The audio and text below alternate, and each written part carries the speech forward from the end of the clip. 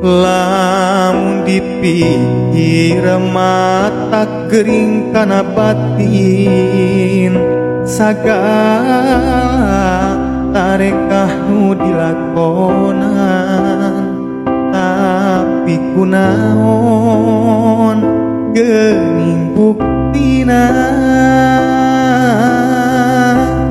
itu salah ieu lain.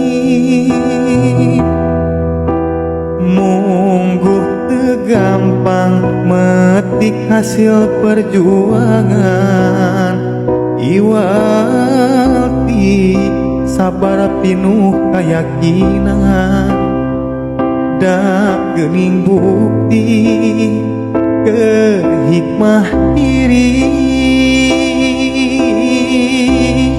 milik tepahili-hili. Sujud syukur ka Pangeran dina rupi kanikmatan jeung kabagjaan